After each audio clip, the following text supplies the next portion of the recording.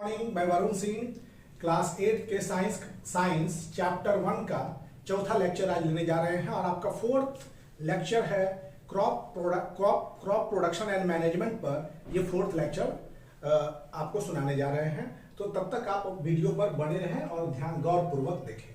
तो ये lecture fourth है चैप्टर 1 से क्रॉप प्रोडक्शन और मैनेजमेंट। तो इसमें पिछले लेक्चर में हमने पढ़ा था minerals and fertilizers, manures and fertilizers के बारे में।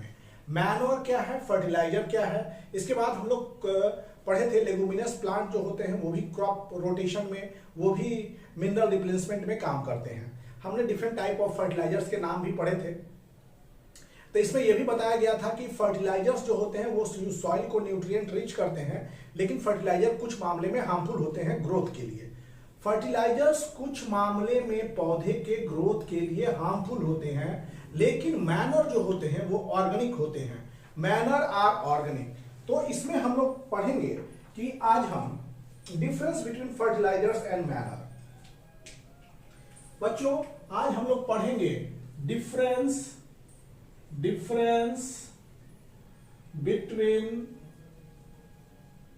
Between fertilizers and manners।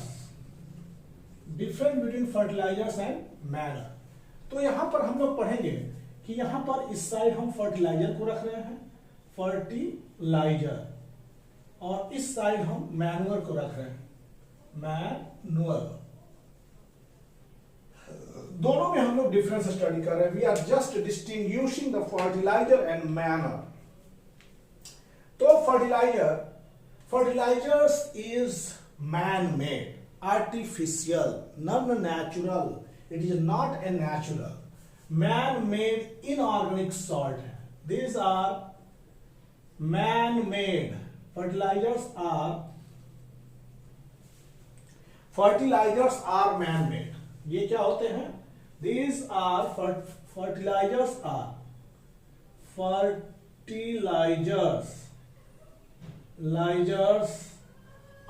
is man-made.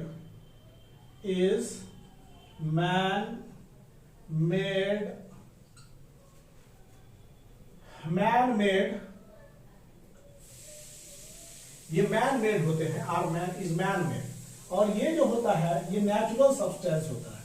It is a natural substance, it is a natural substance natural substance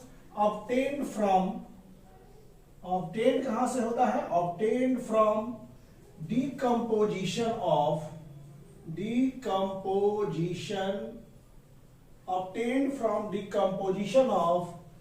cattle dung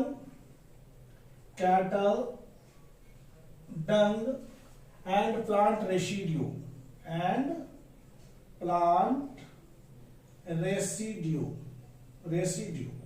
ये और सब ऑर्गेनिक होते हैं। नेचर में ये ऑर्गेनिक होते हैं, और वो जो होगा वो इनऑर्गेनिक होगा। मैन मेड इनऑर्गेनिक सॉल्ट इसको कह सकते हैं, inorganic salt. Man made inorganic salt is your fertilizers. What is fertilizers? ये मैन मेड है। मैन मेड मतलब आर्टिफिशियल थिंग है। जो भी मैन मेड होता है वो नेचुरल नहीं होता है। ये इनऑर्गेनिक सॉल्ट है जितने भी फर्टिलाइजर्स हैं। तो इनऑर्गेनिक सॉल्ट्स में जैसे कि हम लोग क्या पढ़े थे? Ammonium sulphate. इसका हो गया, ये हो गया अमोनियम सल्फेट। अमोनियम सल्फेट मतलब इसका फॉर्मूला अगर लिखिएगा NH4 whole twice SO4। Ammonium sulphate is fertilizer, NH4 whole twice super phosphate, NPK। ये N से नाइट्रोजन,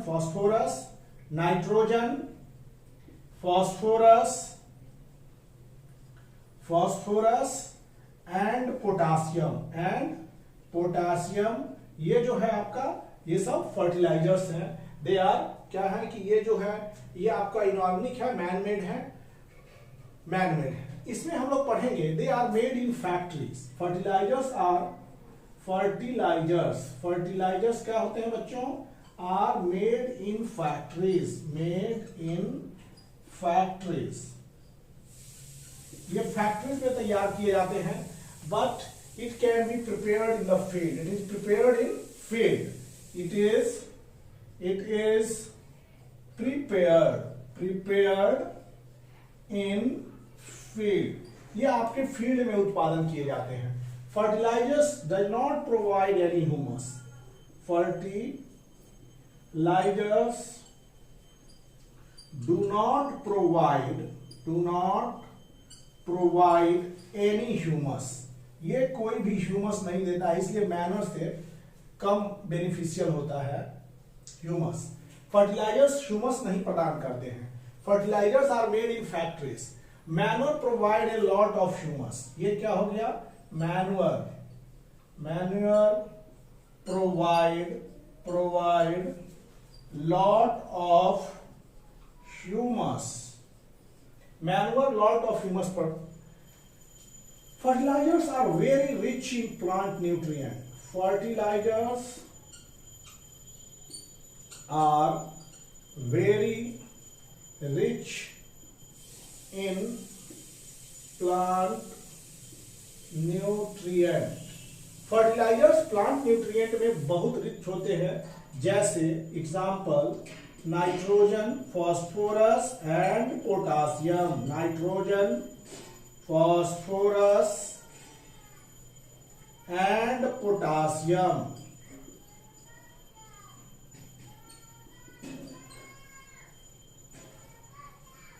फर्टिलाइजर्स बहुत रिच होते हैं प्लांट न्यूट्रिएंट में, और नाइट्रोजन, फॉस्फोरस और potassium.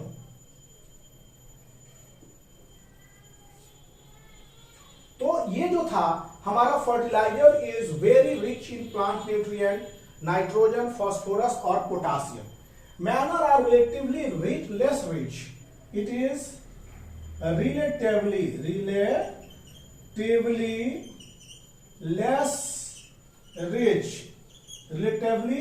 less rich in plant nutrient,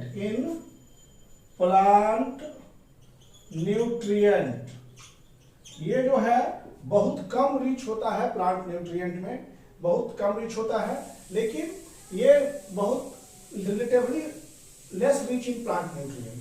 plant में देखिए सबसे इंपॉर्टेंट चीज है कि मैन्युअर में ह्यूमस होता है, फर्टिलाइजर में आपका ह्यूमस नहीं होता है। फर्टिलाइजर जो होते हैं वो इनऑर्गेनिक सॉल्ट होते हैं, यू शुड नोटिस। फर्टिलाइजर्स बच्चों इनऑर्गेनिक सॉल्ट है, जबकि मैनर जो है वो ऑर्गेनिक होते हैं, इनमें ह्यूमस होता है और प्लांट न्यूट्रिएंट में थोड़े कम होते हैं, लेकिन बेहद फायदेमंद होते हैं। अब इसमें हम लोग देखिए एडवांटेज इसका होता है मैनुअर का, what is the advantage of manure over fertilisers. अब इसमें यही एक टॉपिक है, राइट द एडवांटेज। एडवांटेज क्या है कि ये बहुत ज्यादा ह्यूमस युक्त होता है, और humus is most important thing for every field to grow their crops. Humus बहुत इंपॉर्टेंट होता है क्रॉप्स के लिए और क्रॉप्स को न्यूट्रिएंट के लिए, नेचुरल थिंग भी है। तो एडवांटेज ऑफ मैनर अब हम लोग देखेंगे, what is advantage of using manner.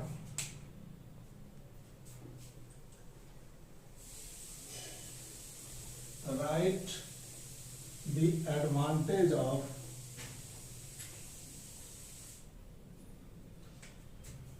यहां एडवांटेज हम लोग लिखेंगे एडवांटेज ऑफ यूजिंग मैनर, मतलब मैनर के क्या एडवांटेज हैं इसके बारे में हम लोग पढ़ रहे हैं। तो students manure advantage of using manner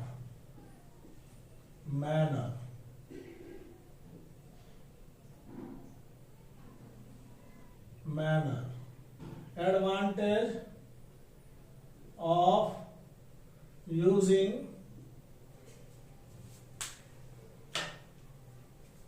manner। Organic manure, पहला organic manner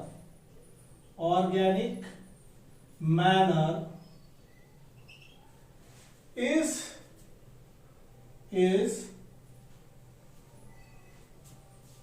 organic manure is considered better than fertilizer. जो ऑर्गेनिक मैनर है वो फर्टिलाइजर से ज्यादा अच्छा होता है। Considered better than fertilizers. Organic manure जो है कई मायनों में आपके फर्टिलाइजर से बेहद अच्छा है। इसी चीज के बारे में आज हम पढ़ेंगे कि कैसे आपका मैनर फर्टिलाइजर से ज्यादा बेहतर है। तो पिछले भी हमने बताया कि मैनवर जो होता है वो आपका नेचुरल थिंग होता है। वो ऑर्गेनिक कंपाउंड्स, काउ डंग्स या डेड और डिकेइंग एनिमल्स के डिकम्पोजिशन के फलस्वरूप न्यूट्रिएंट जो है वो मिट्टी में जाते हैं। तो ये जो होता है वही ऑर्गेनिक मैन्योर है, जो decomposition of micro organism, dead और डिकेइंग ऑर्गेनिज्म के डिकम्पोजिशन से ये मैन्योर का तैयारी होता है। पहला कि जब भी ह्यूमस होगा तो it enhance the water holding capacity. It enhances the water holding capacity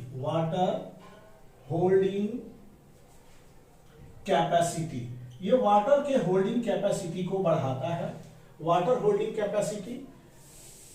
दूसरा, इट मेक्स सॉइल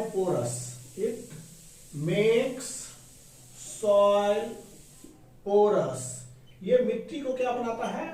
पोरस बनाता है। ड्यू टू विच बताइए स्टूडेंट्स, जब मिट्टी को पोरस बनाएगा तो क्या होगा? वहां एक्सचेंज ऑफ गैस आसानी से होंगे। Due to which exchange of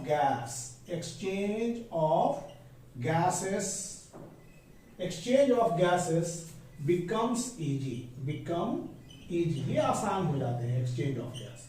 और पहला चीज, जब भी जहां भी आप मैनुअल रखेंगे वहां पर बहुत सारे उसके ऑर्गेनिक फ्रेंड्स रहेंगे, जैसे कि माइक्रोब्स। तो इसमें क्या होगा? It increases the number of microbes. यहां पर माइक्रोब्स भी बढ़ जाएंगे, तो माइक्रोब्स यहां बहुत फायदेमंद होते हैं। नंबर ऑफ माइक्रोब्स, ये हो गए फ्रेंडली माइक्रोब्स, ये आपके फ्रेंडली माइक्रोब्स हो गए। तो यहां पर एडवांटेज यही है, ये सब आपको फर्टिलाइजर में नहीं देखने के लिए मिलेगा।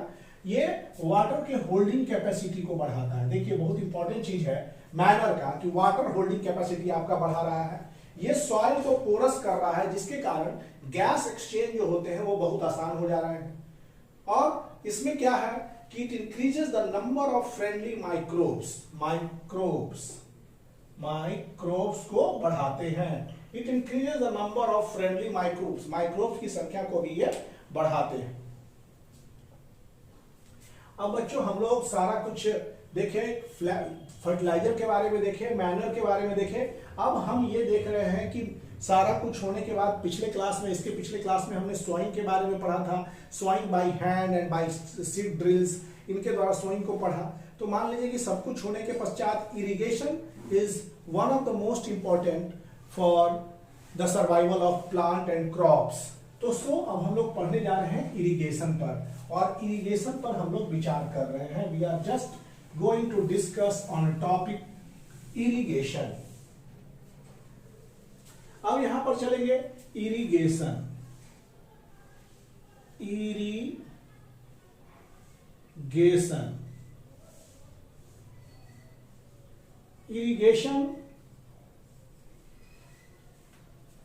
एक बहुत महत्वपूर्ण विषय है। और इरिगेशन जो है हर जगह पर हर क्रॉप्स के लिए पानी का पटाव अलग अलग होता है।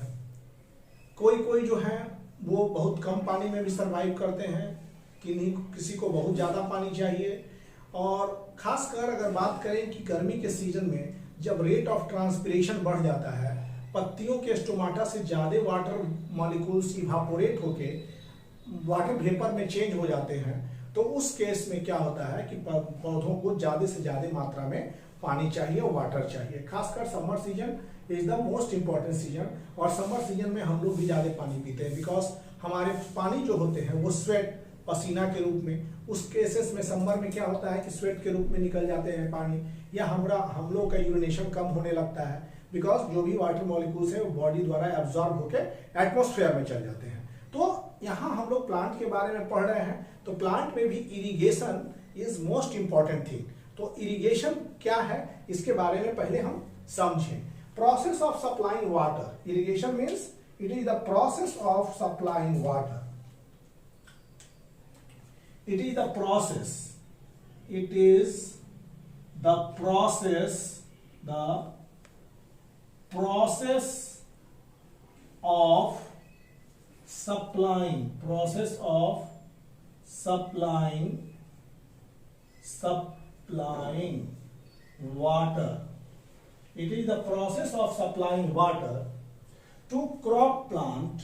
To crop plant, to crop plant in field. In field is called irrigation. ये क्या है? It is the process of supplying water to crop plant in field is called irrigation. Field में जो है सप्लाइंग ऑफ वाटर होता है, supplying of water to crop plant in field is called irrigation. हम लोग भी पानी के बिना नहीं सर्वाइव कर सकते हैं, इसीलिए हम लोग का भी ग्रोथ और development without water can not take place, so also plant. Water absorb by the plant through roots. Water जो है पौधे में वाटर किस तरह से एब्जॉर्ब होते हैं? उनके रूट से एब्जॉर्ब होते हैं। प्लांट कंटेन्स अबाउट, उनका बॉडी में प्लांट कंटेन अबाउट कितना? 90% ऑफ वाटर उनके बॉडीज में। हम लोग में 65 से 70, प्लांट में थोड़ा बढ़ जाता है 90%। वाटर क्यों जरूरी है? Water is essential for germination. Water is essential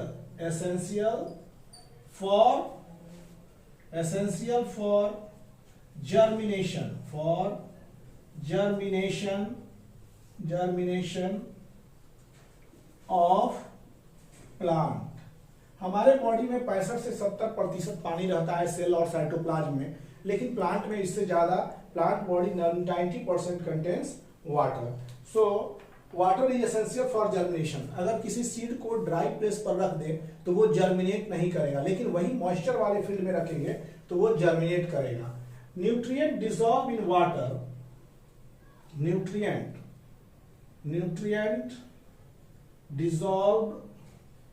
dissolve in water and are transported to various part of the body, various part of the body। Nutrient जो वाटर में डिसॉल्व होता है वहां से वो various part of the body में चला जाता है। Water protect crop, water protect crop from hot air current. जब बहुत गर्मी में तेज गर्म हवाएं बहती है तो वाटर जो है उसके बॉडी का वो करंट उनको लेके जाते हैं, जिसके कारण प्लांट रिमेन प्रोटेक्टेड। और ये प्रोटेक्ट करते हैं हॉट एयर करंट से एंड फ्रॉस्ट। मतलब कि ये हॉट एयर करंट और फ्रॉस्ट मतलब कि वही आइस के रूप में जो हो जाते हैं, मतलब वो टेम्परेचर के रेगुलेशन जैसा जो है वाटर करता है। एक तरह से यहाँ ये टेम्परेचर के रेगुलेशन की तरह एक्ट कर रहा है। अब यहां पर for healthy crop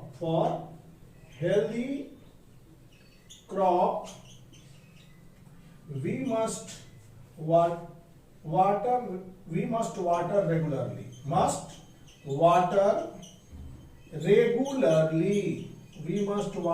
regularly, healthy cropping के लिए रोज रोज इरिगेशन की आवश्यकता होती है। और समर में वाटर की फ्रीक्वेंसी जो है ज्यादा बढ़ जाती है। In summer frequency of watering increase. ये चीज की भी गर्मी के मौसम में ज्यादा से ज्यादा पानी लगता है। अब हम लोग चलते हैं समर फ्रीक्वेंसी। इन समर गर्मी के दिनों में क्या होते हैं कि वाटर की पटाने की जो तीव्रता है वो बढ़ जाती है, और ये चीज भी इरिगेशन के दौरान ही किया जाता है। अब हम लोग पढ़ेंगे traditional method of irrigation. Irrigation के दो मेथड्स बात करेंगे हम लोग। इरिगेशन के जो दो मेथड्स हैं उसमें से है ट्रेडिशनल मेथड ऑफ इरिगेशन और दूसरा है मॉडर्न मेथड ऑफ इरिगेशन। पहला है इरिगेशन। इरिगेशन में इरिगेशन है, इरिगेशन के हम लोग दो मेथड्स जान रहे हैं। इरिगेशन में दो मेथड्स हैं, ठीक। तो इरिगेशन में दो मेथड है, तो इसमें पहला है ट्रेडिशनल मेथड ऑफ इरिगेशन और दूसरा है आपका मॉडर्न मेथड। तो इरिगेशन में दो मेथड्स कौन कौन हैं? तो पहला है traditional method.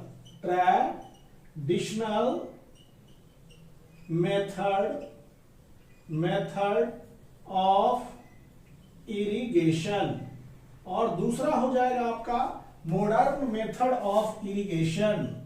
Modern method of irrigation, traditional method of irrigation और मॉडर्न मेथड ऑफ इरिगेशन। तो ट्रेडिशनल मेथड में देखिए, जो भी वाटर हम लोग परंपरा से जो वाटरिंग करते आ रहे हैं वो है ट्रेडिशनल मेथड।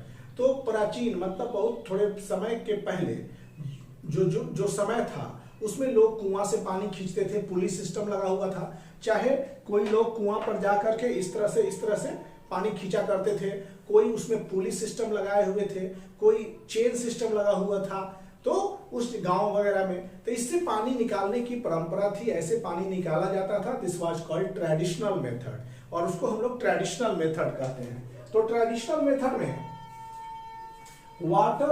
वाटर आपके तालाब में है, वाटर झील में है, वाटर रिवर में है, वाटर पॉन्ड में है। तो इस तरह से उनको जो परंपरा से हम लोग जैसे उनसे पानी निकालते आए तो वो हमारा ट्रेडिशनल मेथड है। तो water available in wells, water available in well, lakes and canals is lifted up by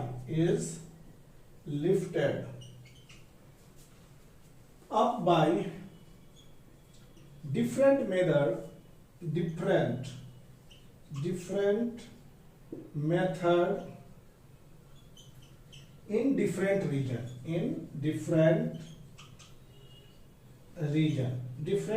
में different region। अब for taking it to field,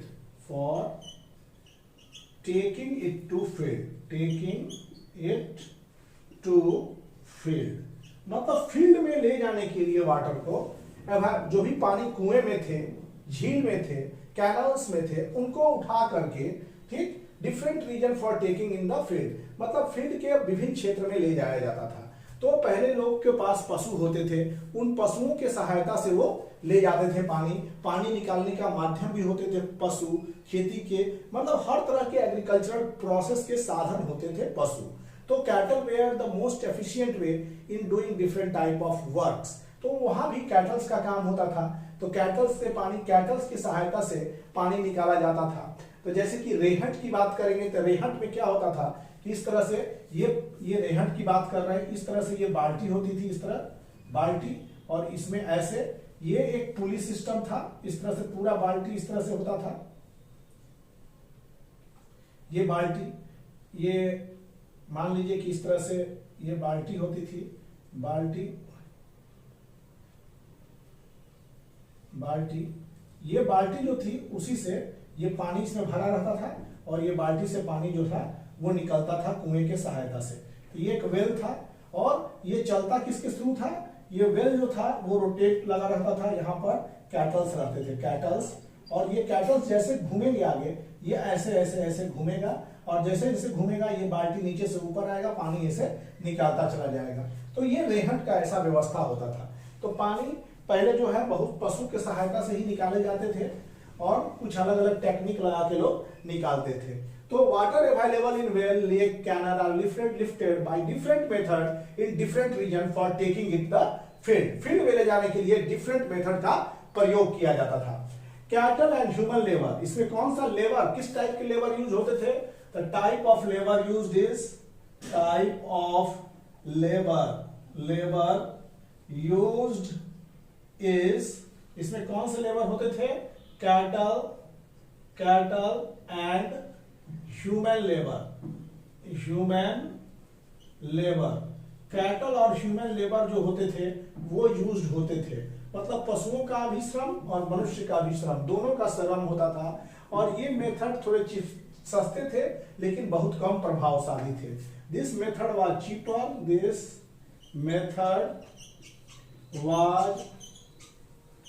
cheaper but less efficient, ये उतने प्रभावशाली नहीं थे। तो ये था ट्रेडिशनल मेथड्स ऑफ इरिगेशन।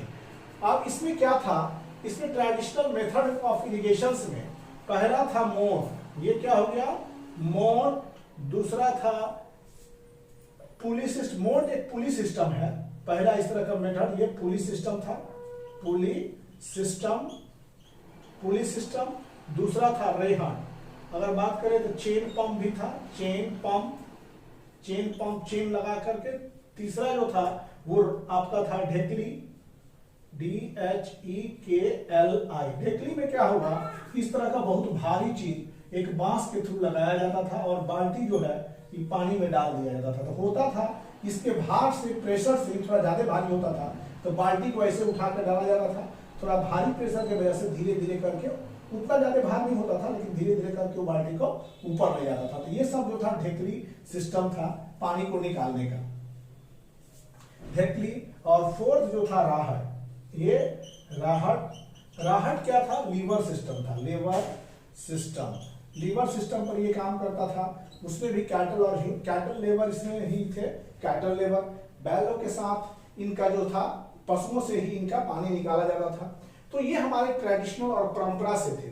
तो ट्रेडिशनल और परंपरा की विधि जो थी वो method was not cheaper. So this method are cheaper तो थे लेकिन लेस एफिशिएंट थे, वे बहुत कम प्रभावशाली थे। इसलिए इस मेथड से आजकल पानी बहुत कम ही निकाला जाता है। अब तो हम लोग के यहाँ मोटर वगैरह सब कुछ, इससे जो है पानी निकालने का सिस्टम है। तो सो ट्रेडिशनल मेथड धीरे धीरे करके गायब होने लगे, उसके जगह पर आने लगे मॉडर्न मेथड ऑफ इरिगेशन। जो परंपरा से बने मेथड्स थे वो धीरे धीरे गायब होने लगे। परंपरा से बने मेथड्स में कैटल और ह्यूमंस लेबर का सहयोग होता था, लेकिन मॉडर्न मेथड ऑफ इरिगेशन में ऐसा नहीं है। तो हम लोग पढ़ेंगे मॉडर्न मेथड ऑफ इरिगेशन। तो मॉडर्न मेथड ऑफ इरिगेशन में ये जो है modern method of irrigation help us to use water economically. ये जो है हेल्प करता है कि वाटर को कैसे आप इकोनॉमिक वे में यूज कर सकते हैं। हम लोग पढ़ने जा रहे हैं मॉडर्न मेथड ऑफ इरिगेशन। बच्चों यहां पर मॉडर्न मेथड ऑफ इरिगेशन,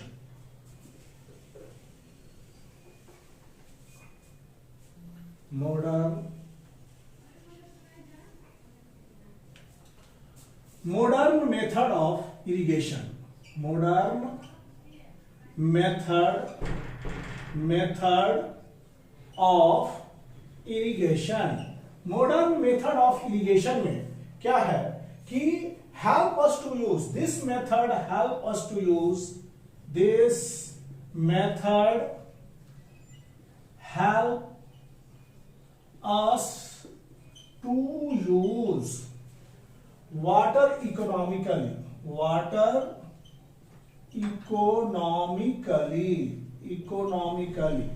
ये मेथड वाटर को इकोनॉमिकली कैसे ड्रॉ कर सकते हैं ये हम लोगों को बताता है। Main method modern method of irrigation में the main methods are two method are, मुख्य दो मेथड जो है वो कौन कौन से हैं? तो मुख्य दो मेथड में हम लोग चलेंगे। तो पहला है स्प्रिंकलर सिस्टम, पहला हो गया आपका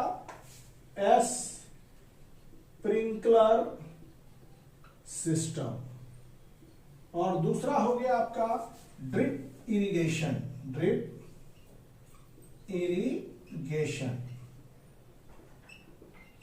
ड्रिप इरिगेशन, ड्रॉप ड्रॉप करके पानी इसमें जाता है, यह स्प्रिंकलर सिस्टम है।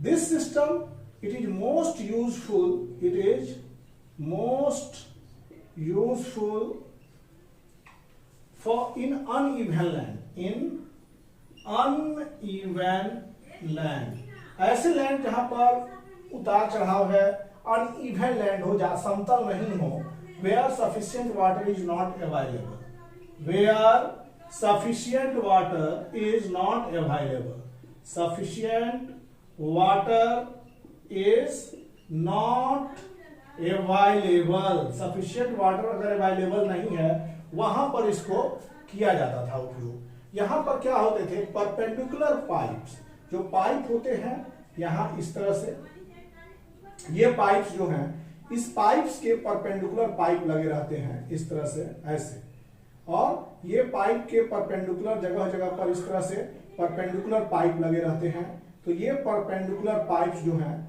इस तरह से लगे रहते हैं। तो यहां आपके फसल्स हैं, ये परपेंडिकुलर पाइप है।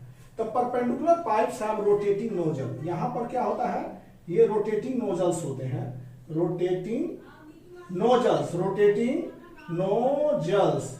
तो परपेंडिकुलर पाइप है, perpendicular pipe have rotating nozzles, rotating and nozzles. Perpendicular pipes have rotating nozzles on the top. Perpendicular pipe के पास जो nozzles है वो rotating होता है टॉप पर, and are joined to main pipe. ये main pipe है, main pipe, and are joined to main pipe, main pipe से ये ज्वाइंट रहते हैं, joint to main pipe lines at regular interval, lines at regular interval पर, प्रत्येक interval पर इस तरह से ये मेन पाइप लाइन है, और प्रत्येक जगह पर इस तरह से रोटेटिंग नोजल्स के साथ ये पाइप खड़ा है, और ये रोटेट करके चारों तरफ से स्प्रिंकल करता है और पौधों को पानी पटाता है। स्प्रिंकलर सिस्टम यही है। तो जब वाटर इस पाइपलाइन से बहुत हाई प्रेशर में जाता है, with the help of pump escape from the rotating nozzle, यहां से एस्केप करता है, थोड़ा घूमते हुए पानी निकलता है, एस्केप फ्रॉम द रोटेटिंग, यहां पर रोटेटिंग नोजल लगे रहते हैं, वो ऐसे रोटेट करता है, रोटेटिंग नोजल, और it get sprinkled on the crop, और चारे क्रॉप पर, ये चारों क्रॉप में सब जगह क्रॉप पर क्या होता है, ये जाके पड़ जाता है। तो स्प्रिंकलर सिस्टम में जो वाटर स्प्रिंकल करता है वो क्रॉप पर जाके पड़ता है, ऐसा पड़ता है जैसे कि मानो कि वर्षा हो रहा है। स्प्रिंकलर सिस्टम में पानी क्रॉप के चारों तरफ स्प्रिंकल होता है, ऐसा मानते हुए ऐसा लगता है कि वहां बरसात हो रही है, ऐसा सीन्स होता है। वेरी यूजफुल होते हैं ये लॉन्स के लिए, कॉफी प्लांट्स के लिए, वहां पर स्प्रिंकलर सिस्टम बहुत ही बेनिफिशियल है। तो इसमें थर्ड पॉइंट है क्या, water is allowed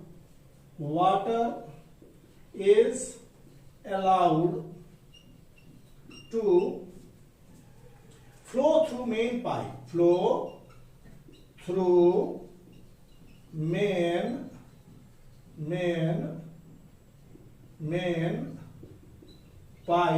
through main pipe lying under pressure with the help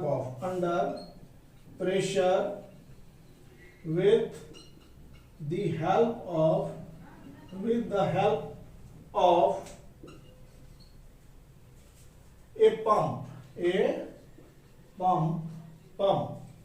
It escapes from rotating nozzles. It escapes from rotating nozzles.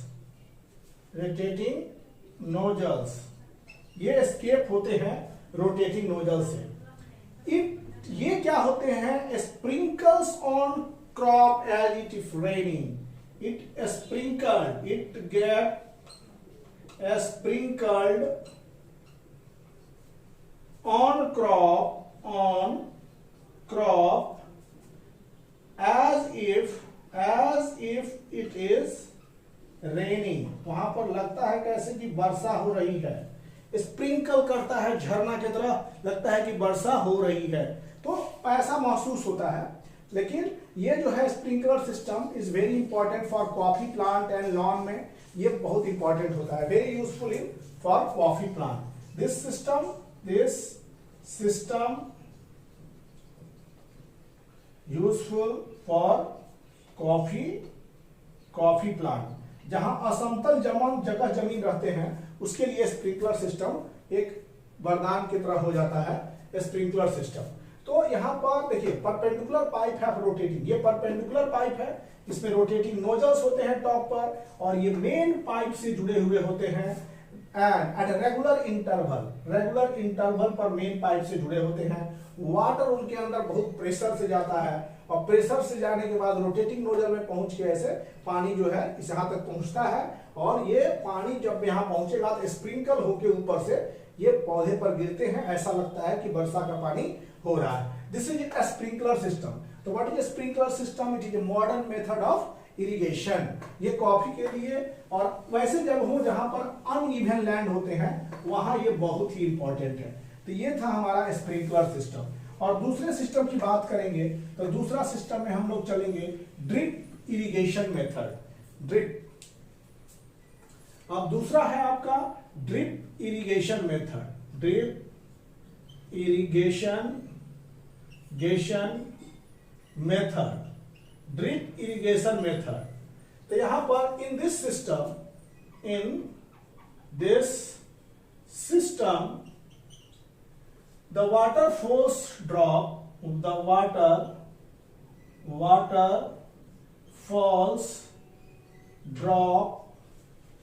by drop. यहां पर वाटर कैसे गिरता है? ड्रॉप बाय ड्रॉप करके गिरता है. Water falls drop by drop direct near the root. ये पर रूट ही पर के पास रहता है. डायरेक्ट नियर द रूट, ये रूट के पास ही. So it is called drip system. So it is drip system. ये drip system है. मान लीजिए ये पाइप है, ये जो ऐसे बना रहे हैं पाइप, ये पाइप है, ये पाइप पास कर रहा है लंबा. तो यहां पर आपके फसल हैं, ये फसल आप कहिए, ये पौधे यहां पर हैं, ये पौधे, ये मान लीजिए कि यहां पर आपके फसल हैं. तो ये रूट पर ही ड्रिप बाय ड्रिप जो है ये पानी जाता है. रूट पर ही ड्रिप बाय ड्रिप. इसमें पानी का वेस्टेज बहुत कम होता है. ये ड्रिप बाय ड्रिप इनके रूट्स पर ही जाते हैं. यहाँ पर फसल है तो यहाँ पर पानी जो है ड्रिप बाय ड्रिप इनके रूट्स पर ही चले जाते हैं. तो in this system water falls drop by drop direct near the root and it is called drip irrigation system. ये रूट्स पर ड्रॉप बाय ड्रॉप करके पानी जाते हैं और इसलिए इनको क्या कहते हैं? Drip irrigation system. ये रूट है तो रूट के पास ड्रिप बाय ड्रिप करके जाते हैं, इसीलिए इसको कहते हैं हम लोग drip irrigation system. It is best technique of watering. ये दूसरा मेथड है ड्रिप इरिगेशन मेथड. इसमें ये हो गया इन दिस मेथड इस तरह से. दूसरा it is best technique. It is best technique. ये एक बहुत बेस्ट टेक्निक है. Best technique for watering fruits. Watering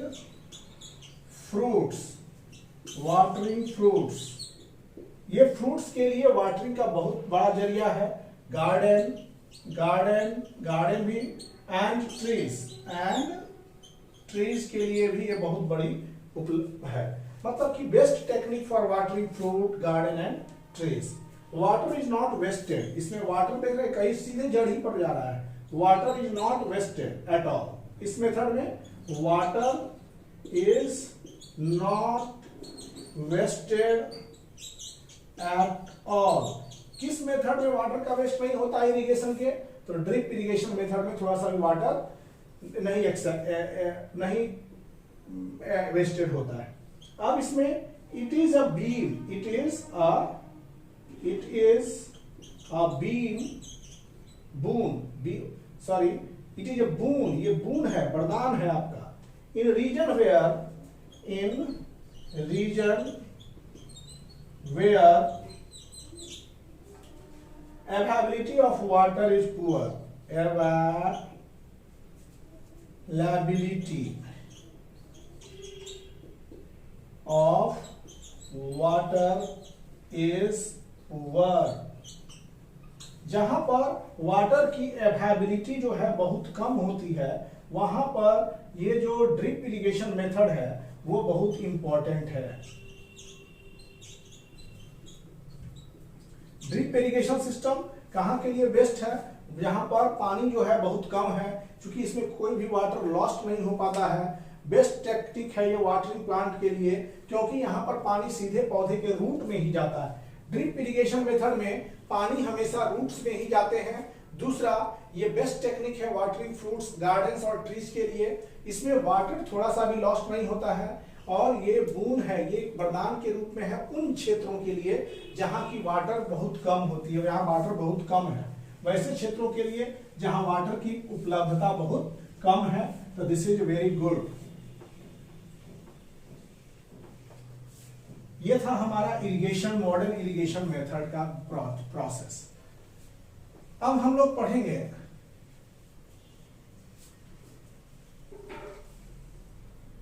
weeds और प्रोटेक्शन ऑफ वीड्स के बारे में. अब जो क्लास है ये है प्रोटेक्शन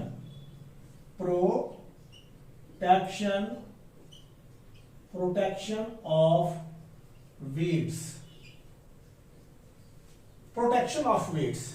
तो वीड्स के प्रोटेक्शन के पहले स्टूडेंट्स हम ये जानेंगे कि वीड्स जो है वैसे अनवांटेड प्लांट है जो सभी पौधों के साथ उग के आ जाते हैं. Weeds are unwanted plant that grow along the main plant. जिस फसल को हम उगा रहे हैं उन फसल के अलावा भी कोई जिस फसल को हम नहीं उगा रहे हैं वो भी चले आते हैं, तो उसको बोलते हैं अनवांटेड प्लांट. जिस प्लांट की डिमांड नहीं थी वो भी हमारे फसल के साथ आ गए, अनचाहे मेहमान, तो उनको वीड्स बोलते हैं. तो वीड्स हमारे फसल के लिए बहुत ही नुकसानदायक है, बिकॉज क्या करते हैं वो मेन फसल से कंपीट करते हैं. They compete with the main crops, और क्रॉप्स से कंपीट करने से क्या होता है कि उनका न्यूट्रिएंट वो भी लेके चले जाते हैं, और उनकी कुछ सनलाइट का एनर्जी वो ट्रैप कर लेते हैं. उनका मतलब कि लैंड कुछ क्षेत्र ऑक्यूपाई कर लेते हैं, और ये क्या होता है कि ये चीज क्रॉप्स में खासकर जब बहुत ज्यादा गैदरिंग होने लगता है तो ये हमारे फसल्स को उतने डेवलपमेंट में रुकावट पैदा करते हैं. सो वीड्स आर अनवांटेड. कभी कभी वीड्स तो पॉइजनस भी हो जाते हैं, जो कि ह्यूमन एनिमल दोनों के लिए हार्मफुल होते हैं. तो वीड्स क्या होंगे बच्चों? अनवांटेड प्लांट जो आपके मेन प्लांट के साथ आए और उनके साथ कंपीट करने लगे.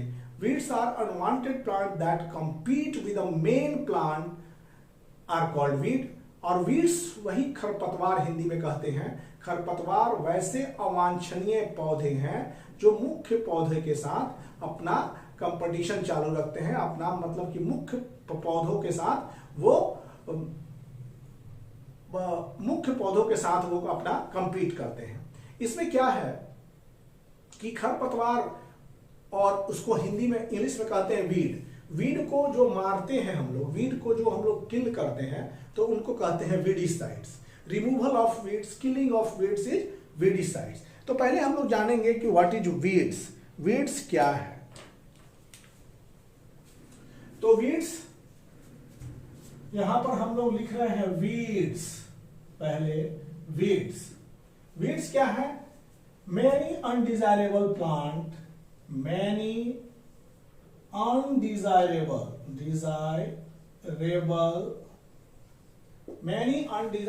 plant may grow naturally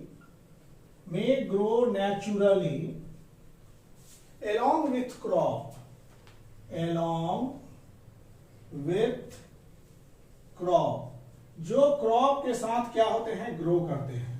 These undesirable plants are called weed. these undesirable plants are called weeds।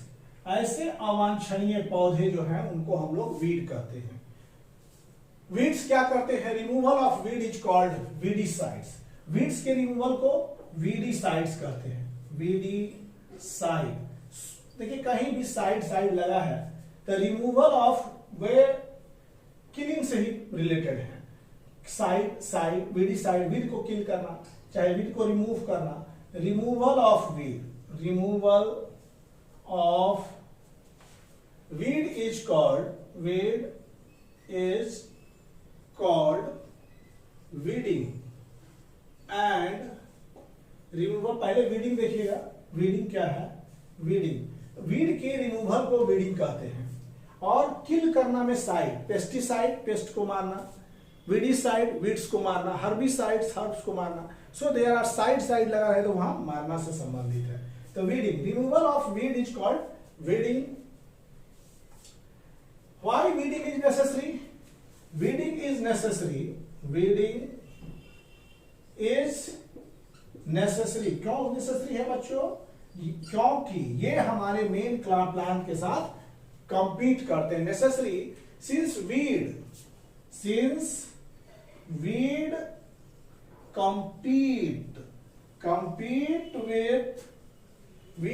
compete with crop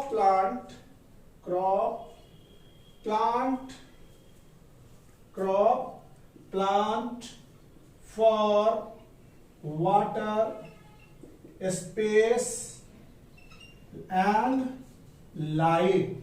इसके लिए वो मेन प्लांट से क्या करते हैं? ये कंपीट करते हैं। Space, water, space, light and nutrient के लिए ये कंपीट करते हैं। मतलब उनसे उनका हमेशा कंपटीशन बना रहता है न्यूट्रिएंट्स के लिए।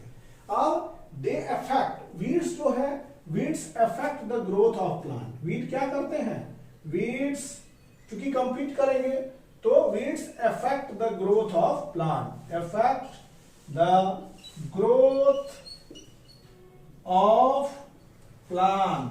वीड्स जो है पौधे को ग्रोथ को अफेक्ट करते हैं, प्रभावित करते हैं। It also interferes in harvesting, जब कटाई होती है it also interferes in harvesting. Harvesting के दौरान भी ये इंटरफेयर करते हैं। These waste also interfere in harvesting. Students, weeds क्या करते हैं? हार्वेस्टिंग में इंटरफेयर करते हैं। Also interfere in harvesting. Harvesting में भी ये क्या करते हैं? इंटरफेयर करते हैं। Weeds interfere in harvesting and may be poisonous for animals and plants. And it may be poisonous. ये poisonous भी होते हैं। May be poisonous for animals and plant। इसमें क्या होता है कि एनिमल और प्लांट के लिए ये पॉइजनस भी होते हैं। और ये क्या करते हैं? एनिमल और प्लांट के लिए बहुत पॉइजनस होते हैं। दूसरा चीज की वीड्स एक अनवांटेड प्लांट है। तीसरा जो है एमरांथस, चौलाई, बथुआ, ये सब प्लांट जो है नेचुरली ग्रो करते रहते हैं हमारे मेन प्लांट के साथ, उनके साथ कंपीट करते हैं। तो चौलाई हो गया, बथुआ हो गया, एमरांथस हो गया और बहुत सारे प्लांट्स हैं जो वीड्स के रूप में काम करते हैं। अब बच्चों वीड्स हम लोग पढ़े। Farmer adopts many method to remove weeds. Farmer adopt करते हैं बहुत सारे मेथड्स को वीड्स के लिए निकालने के लिए। Farmer adopt many method to remove weeds. Farmer adopt many method to remove weed. यहां पर farmer adopt many method to remove weed. Farmer बहुत सारे मेथड्स को अडॉप्ट करते हैं वीड के लिए। पहला, टिलिंग बिफोर सोइंग। जैसे कि हम लोग सोइंग के पहले टिलिंग करते हैं, तो टिलिंग से बहुत सारे वीड्स कबर के फेंका जाते हैं, इससे सूख जाते हैं और फिर मिट्टी में मिल जाते हैं और वो भी न्यूट्रिएंट रिच हो जाते हैं। अब tilling before sowing, tilling before sowing, tilling before sowing of crop help in tilling before sowing, uprooting and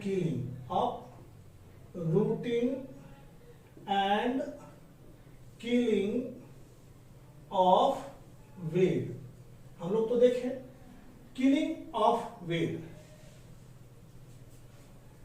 best time for removal of weed, देखिए यहां पर best time for the removal of weed is before they produce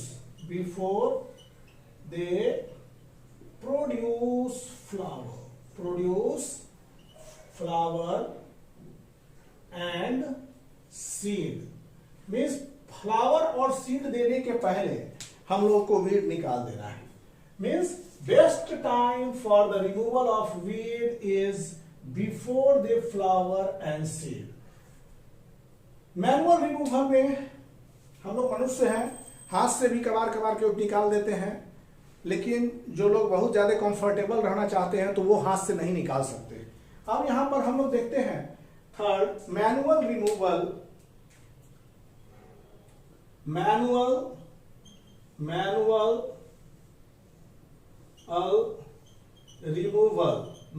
removal includes physical removal,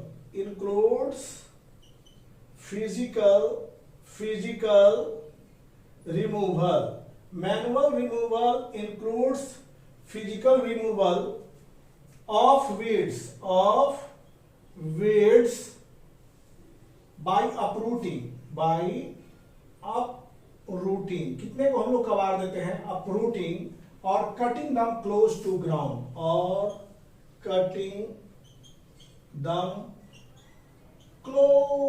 ground।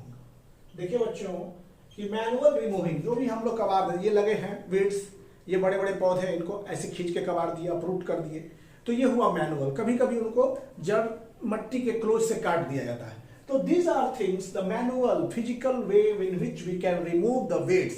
ये हमारे physical तरीके थे, physical तरीका जिसमें कि हम लोग क्या करते हैं, वीड्स को रिमूव करते हैं और बाय अपरूटिंग पूरे जड़ से कबार लेते हैं, या कटिंग दम क्लोज टू ग्राउंड, या उनको ग्राउंड के साथ मिला के हटा देते हैं। तो these are the way, different way in which we remove weeds। This is done by, इसको कैसे करते हैं, खुरपी होती है, उस खुरपी को गड़ा के लोग निकाल देते हैं। दिस इज डन बाय खुरपी, दिस इज डन बाय खुरपी। खुरपी के सहायता से भी इसको निकाला जाता है। और weeds are controlled by, weeds को दूसरी तरह से भी कंट्रोल किया जाता है by spraying the chemicals. Spray करते हैं pesticides, herbicides, so many sides we use. Sides मतलब टू किल, तो हम लोग स्प्रेइंग से भी वीड्स को कंट्रोल करते हैं। फिफ्थ में यहां पर weeds are controlled by spraying, weeds are controlled by spraying, weeds are controlled by spraying certain chemicals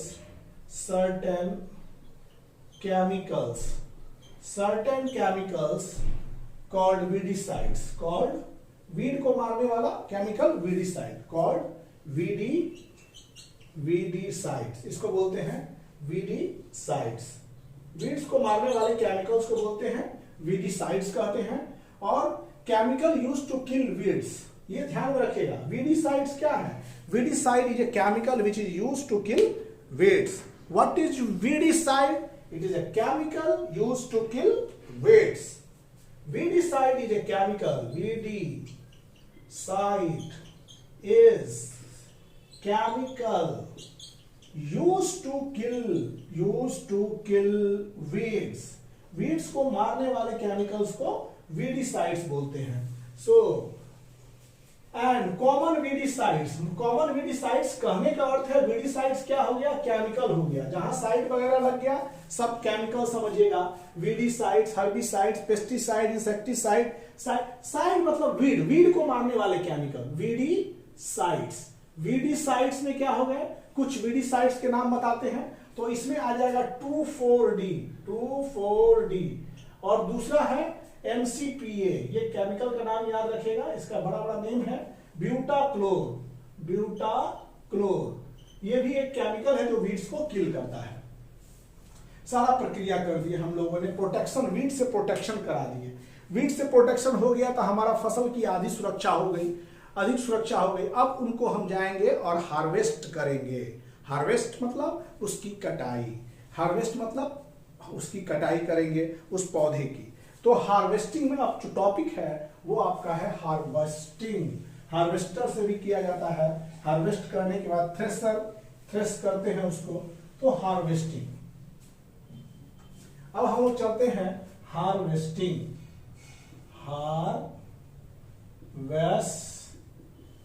harvesting में बच्चों चलेंगे। Cutting of crop after it matures, जब फसल पक जाते हैं तो उसको हम लोग कट कर लेते हैं, this is called harvesting. The cutting of crop after crop matures, cutting of crop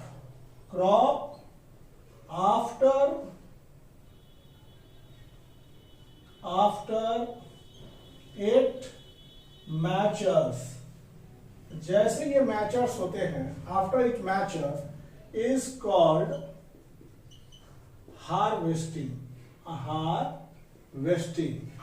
कहते हैं। Crops are pulled out and cut, सटा के उसको, crops are pulled out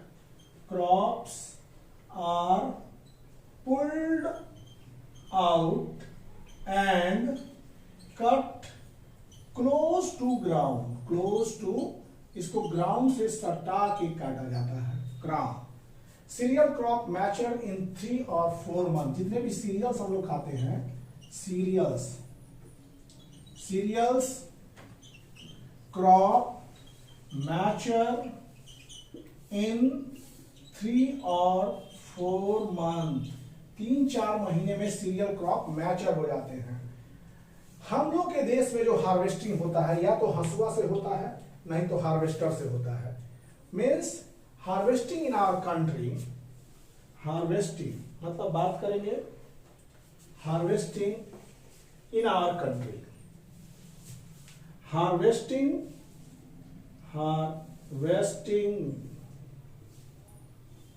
in our country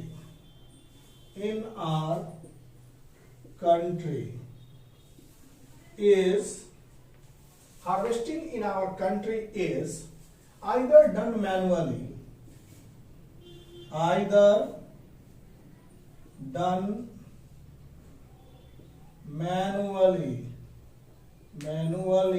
या उनको मैनुअली करते हैं, either done manually by sickle or by machine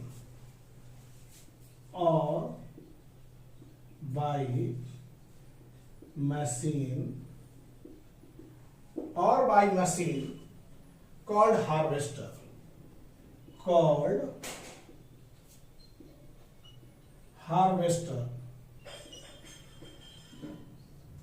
जिसको हम लोग हार्वेस्टर कहते हैं। In harvested crop grain seed need to be separated from chaff। Harvested crop में ग्रेन्स होते हैं, हाँ, ग्रेन सीड जो है वो चाफ से अलग हो जाते हैं। गेहूं में जैसे देखते हैं तो गेहूं में क्या होता है कि गेहूं, पिछले क्लास में हमने गेहूं के डंठल से एक एक्सपेरिमेंट करा के दिखाया हुआ था आपको कि गेहूं का जो बड़े बड़े डंठल होते हैं उसमें गेहूं लगे रहते हैं और उनको जो है हम लोग क्या करते हैं कि बहुत क्लोज ले जाके कटाते हैं। हार्वेस्टिंग हमारे कंट्रीज में either done manually by sickle और बाय मशीन कॉल्ड हार्वेस्टर से हम लोग निकालते हैं, हार्वेस्टर से। इन हार्वेस्टेड क्रॉप क्या होता है, in harvested crop grain seed need to be separated. In harvested crop, grain seed need to be separated, मतलब ग्रेन सीड उनसे निकालना पड़ता है। तो देखिए हार्वेस्टेड क्रॉप है, ये हम लाए हैं हार्वेस्टेड क्रॉप। देखिए ये जो फसल है यहां पर, ये हार्वेस्टेड क्रॉप है students, this is your harvested crop. और हार्वेस्टेड क्रॉप से यहां पर ग्रेन है, ग्रेन्स, इसको निकालना है। जिसको ऐसे हंसुआ से, सिकल से ज्यादा हो रहा है, हार्वेस्टिंग आजकल ट्रैक्टर से, मशीन से भी हो रहा है, लेकिन ऐसे सुआ से ऐसे काट लेते हैं हम लोग क्रॉप को ऐसे करके। और ये जो काट के लाए, तो जो हार्वेस्टेड क्रॉप हुआ, इससे अब ग्रेन निकालने की समस्या आ गई। तो हार्वेस्टेड क्रॉप से ग्रेन को अब हम लोग निकालते हैं और सेपरेटेड फ्रॉम चाफ, और इस चाफ से अलग कर लेते हैं। ये चाफ हो जाता है जो गाय भैंस के लिए खाना का फॉडर का काम कर देता है, खाने का काम कर देता है, और ग्रेन्स इससे हम लोग निकाल देते हैं। तो इसमें क्या होता है कि harvested crop grain needs to be separated from chaff, separated from chaff,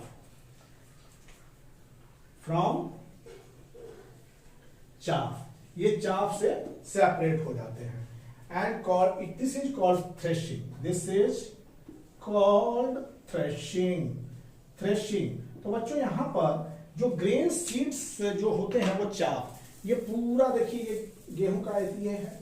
अब इसको हम हार्वेस्ट करके लाए, अब ग्रेन सीड को इसको निकाल दिए हम। तो जिस प्रोसेस से ग्रेन सीड निकालते हैं उसको थ्रेशिंग बोलते हैं। कभी कभी ऐसे पीट करके बिया लोग निकालता है, तो बिया इससे निकल जाएगा, आप देखिएगा सिर्फ चाफ आपके हाथ में बच गया। तो separation of grain seeds from the wheat crop plant is, आपके हाथ में बचेगा चाफ, ग्रेन सीड निकल जाएगा, लेकिन इस प्रोसेस को हम थ्रेशिंग कहेंगे। यहां से ग्रेन सीड निकाल लिए, जिस प्रोसेस से ग्रेन सीड निकाल लिए वो क्या हुआ, threshing. This is threshing. This is carried out by machine called combine, ये मशीन से भी होता है। This can be done by machine,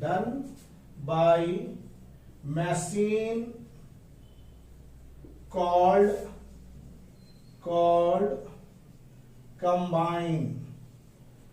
combine, और इसको बोलते हैं हार्वेस्टर।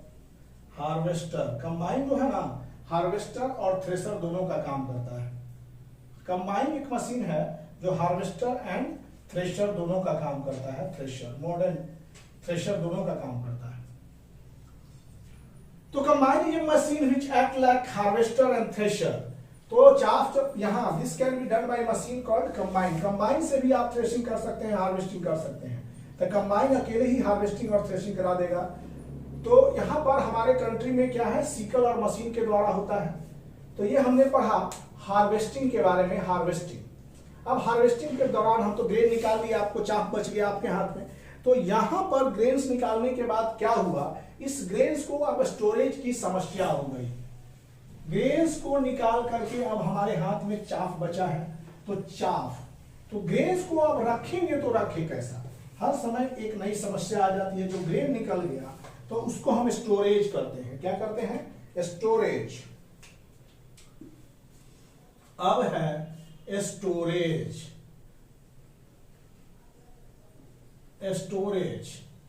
स्टोरेज में क्या होता है, storage of produce is an, storage of produce, जो उत्पन्न होके आया, storage of produce is an important task, ये एक इंपॉर्टेंट टास्क है। If harvested grains are not kept, if harvested crops are not kept, harvested crops are not kept, if harvested grains are to be kept to be kept for longer time. देखिए storage करना है, अगर हमको भी ज्यादा दिन तक अगर खाना खाना है तो उसके लिए स्टोरेज करना है। तो स्टोरेज ऑफ प्रोड्यूस, जो भी निकल के आया ग्रेन सब, उसका स्टोरेज एक बहुत ही महत्वपूर्ण जिम्मेवारी हम लोगों के ऊपर है, इंपॉर्टेंट टास्क भी है। अगर harvested crop are able to kept for longer time, अगर लंबे समय के लिए रख रहे हैं, लंबे समय के लिए हार्वेस्टेड क्रॉप को, तो फॉलोइंग समस्या आएगी। तो storage produce, they should be safe from moisture. ये जो है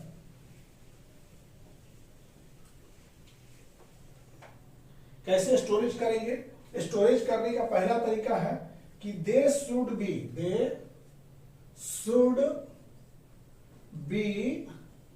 safe from moisture, insect,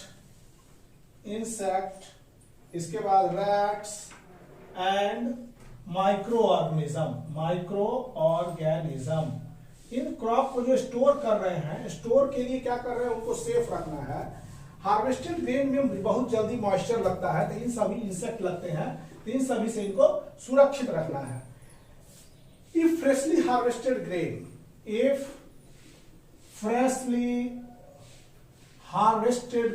harvested grains are kept at a moisture place, अगर इनको मॉइस्चर प्लेस पर आप रखते हैं, kept at a moisture place without drying, बिना सूखे भी रख रहे हैं, without drying, बिना सूखे रह रहे हैं, they may spoil, ये क्या हो जाएंगे, they will spoil, ये बर्बाद हो जाएंगे, spoil and attacked by organism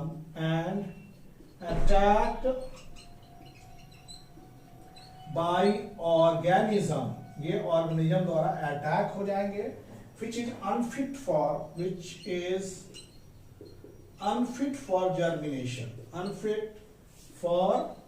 germination, ये जर्मिनेशन के लिए अनफिट हो जाते हैं। देखिए स्टूडेंट्स, अगर हम लोग क्या करेंगे कि स्टोरेज जो होता है एक इंपॉर्टेंट टास्क है, तो उनको स्टोर कैसे करेंगे, इसको हम लोग सेफ रूप में स्टोर करेंगे, जहां की मॉइस्चर से सेफ रहे, इंसेक्ट से सेफ रहे, रैट से सेफ रहे, माइक्रो ऑर्गेनिज्म से सेफ रहे, वैसे जगहों पर हम इनको स्टोर करेंगे। अगर फ्रेशली हार्वेस्टेड ग्रेन को अगर हम मॉइस्चर प्लेस में रखते हैं, बिना सूखे हुए क्रॉप्स को रखते हैं, अगर वहां रख देते हैं, तो मॉइस्चर जो है उस क्रॉप्स को जर्मिनेशन में बाधा पहुंचाएगा, उसका प्रॉपर्टी सारा स्पॉइल हो जाएगा एंड ये क्रॉप्स अनफिट हो जाएंगे जर्मिनेशन के लिए। तो students, this was the last lecture of first chapter crop production and management, और हम लोग इस फर्स्ट चैप्टर को पूरी तरह से समाप्त कर लिए हैं, और फिर हम अगले चैप्टर में अगले वीडियो के साथ मिलेंगे। तब तक के लिए आप सबको thank you for watching the videos. Please like, share and subscribe the